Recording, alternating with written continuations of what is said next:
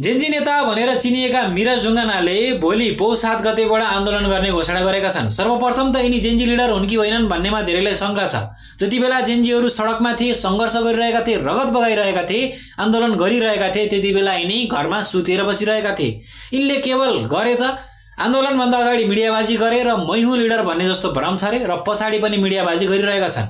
यिनले पार्टी खोलेका थिए, उनको पार्टीको नाम निशान कहाँ छ भन्ने थाहा छैन।